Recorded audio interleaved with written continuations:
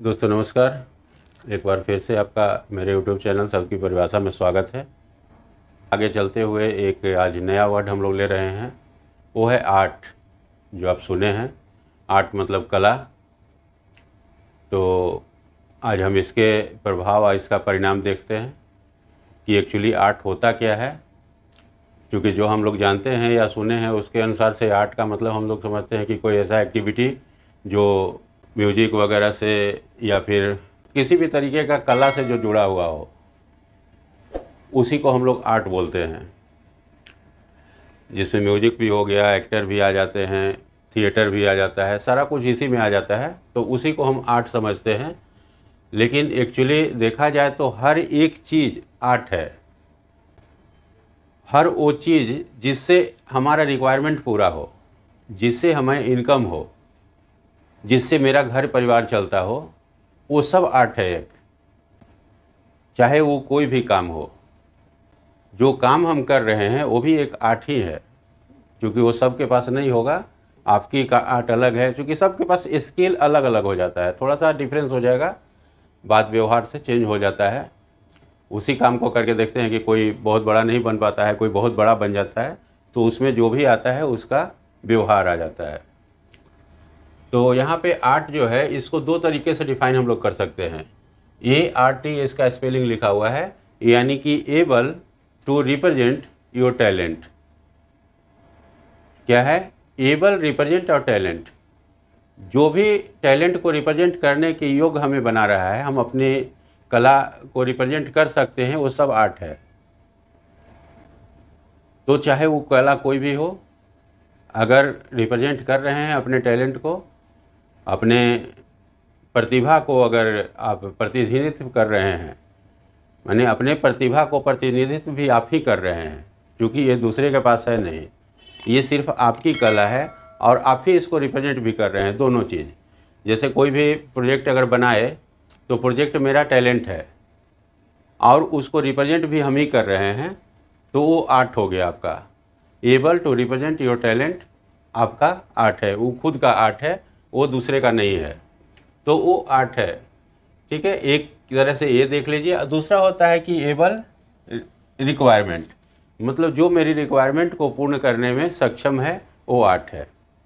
आप चाहे इसको नीचे से ले लीजिए, कोई अगर मजदूर है, कोई मिस्त्री है जो घर बना रहा है, कोई रिक्शा चालक, ठेला चालक, मतलब इससे ऊपर चले जाइए जितना भी है, तो सब के सब एक आर्ट है, सब के सब एक पास एक कला है।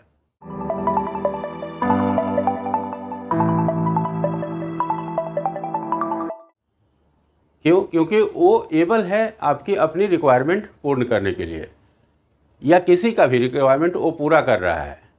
वो खुद का भी कर रहा है, दूसरे का भी कर रहा है। दूसरे का रिक्वायरमेंट वो पूरा कर रहा है, इसीलिए उसकी रिक्वायरमेंट पूर्ण हो रही है, क्योंकि उसी के बदौलत काम चलेगा। हम किसी की ज़रूरत को पूरा करते हैं तो उसके थ्रू जो इनकम वगैरह होगा उससे हमारी ज़रूरत होती है। फ्री ऑफ कॉस्ट इस दुनिया में कुछ नहीं होता है। बिना कोई फ़ायदे के जनरली कोई नहीं करता है काम। वो बहुत बड़े साधु महात्मा ही होंगे जो उस तरह से करते हैं, लेकिन वो भी विचारों का ही आदान प्रदान करते हैं। आपको फाइनेंशियल और फिजिकल आपको सपोर्ट नहीं करेंगे, क्योंकि आप देखे होंगे कि फिजिकल सपोर्ट या फाइनेंशियल सपोर्ट करने वाले को कभी भी कोई यहाँ सम्मान नहीं दिया जाता। तो वो मतलब से लोग आएगा जाएगा। इसीलिए इसको आर्ट में इस चीज़ को लिखा हुआ है कि able to represent your talent. आप अपने टैलेंट को रिप्रेजेंट कर रहे हैं, यानी कि आप अपने खुद के प्रतिभा को खुद ही प्रतिनिधित्व कर रहे हैं, उसका रिप्रेजेंटेशन भी आप कर रहे हैं। आपने प्रोजेक्ट बनाया, आप उसका रिप्रेजेंट भी कर रहे हैं, दोनों चीज़ आप कर रहे हैं, तो आपके पास वो कला है एक। दूसरा एबल रिक्वायरमेंट, जो हमारी रिक्वायरमेंट को पूर्ण करे और दूसरे के रिक्वायरमेंट को भी, उसकी रिक्वायरमेंट हम पूर्ण करें, वो हमारी रिक्वायरमेंट पूर्ण करे, इसको भी कला के रूप में ही लेते हैं। हिंदी में इसको कला बोलते हैं। कला का मतलब दो तरीके से हम इसको भी डिफाइन कर सकते हैं। एक ऐसा कर्म जिससे लोगों को लाभ हो। कला, सबसे उत्तम कला कौन सा माना जाता है? एक ऐसा कर्म जिससे दूसरे को लाभ हो, तो वो कला है। अब म्यूजिक ही लोग बना रहा है, म्यूजिक आप सुन भी रहे हैं, तो एक ऐसा कर्म है जिससे लोगों को लाभ तो कोई खास नहीं हो रहा है, लेकिन कुछ देर के लिए हंसी कुछ देर के लिए अपने दुख तकलीफ गम को भूल जा रहे हैं, यही बस उसका लाभ है। हो तो रहा है एक्चुअली हानि है वहाँ पर, लाभ तो उसको नहीं बोल सकते हैं, क्योंकि वैसा कर्म नहीं है जिससे लोग का भला हो रहा है। तो वो कला क्या होता है, जैसे आप कोई भी पिक्चर वगैरह देखते हैं, कोई संगीत वगैरह सुनते हैं, तो उसको भी कला ही बोलते हैं, लेकिन वो क्या है, उस कर्म से उसको लाभ हो रहा है।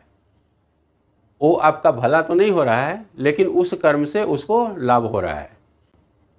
भला वाला कर्म उस तरह का होता है जिसमें आप जैसे बहुत सारे टीचर्स वगैरह को देखते हैं, बहुत सारे एंटरप्रेन्योर को देखते हैं, बहुत सारे आप इनको देख लीजिए जो मोटिवेशनल स्पीकर्स वगैरह हैं, ये लोग कुछ भला करते हैं क्योंकि उस कर्म से उनका भला हो रहा है, सामने वाले का। अपना तो लाभ होगा ही, थोड़ा बहुत तो भाई ज़रूरी है वो भी चीज़, लेकिन उससे भला उनका हो रहा है क्योंकि उनके विचार को बदलने की कोशिश कर रहे हैं। तो वो भी एक कला है। कला दो तरीके का, एक कर्म जिससे दूसरे का भला हो रहा है, और एक कर्म जिससे हमको सिर्फ लाभ हो रहा है, दूसरे का भला नहीं हो रहा है, नुकसान हो रहा है उसको। तो बहुत सारा ऐसा भी काम है जिसको करता है लोग, तो लगता है कि दूसरे का भला, लेकिन दूसरे का भला एक्चुअली नहीं हो रहा है उसमें। हाँ, उसको लाभ हो रहा है, आपको एक्चुअली उसमें हानि हो रहा है। बहुत सारा ऐसा चीज़ है जिसको, जैसे आप सिगरेट ले लीजिए, पान ले लीजिए, बीड़ी खैने, जो भी अल्कोहल वगैरह, जो भी वाइन वगैरह, ये सब क्या है, ये सब भी एक कला ही है। लेकिन सबसे बड़ी बात है कि ये कर्म जो किया जा रहा है तो अपने लाभ के लिए किया जा रहा है, दूसरे का भला नहीं हो रहा है, इसमें नुकसान हो रहा है। तो कोई भी आर्ट अगर उत्तम आर्ट करना चाह रहे हैं तो वैसा कला कीजिए, वैसा कर्म कीजिए जिससे दूसरे को लाभ हो, और नहीं तो दूसरा वही है कि हम कर्म करें लेकिन हमको सिर्फ लाभ हो, दूसरे को हानि हो, उससे कोई लेना देना नहीं। आर्ट आपको क्लियर हो गया होगा। आर्ट मतलब ART, able represent your talent. कोई भी टैलेंट को आप रिप्रेजेंट कर रहे हैं, अपनी टैलेंट, अपनी प्रतिभा को रिप्रेजेंट कर रहे हैं, तो आर्ट है आपके अंदर। दूसरा एबल रिक्वायरमेंट, जो हमारी रिक्वायरमेंट को पूरा करे, हमारी ज़रूरतें को पूरा करे, लोग की ज़रूरतों को हम पूरा करें, वो भी आर्ट है। और हिंदी में कर्म जिससे दूसरे का भला हो, या कर्म जिससे हमें लाभ हो, यही इसका मेन मीनिंग है। इसको समझ लीजिएगा, देख लीजिएगा, उसके अनुसार से आप अपने आर्ट को रिप्रेजेंट कर सकते हैं। धन्यवाद।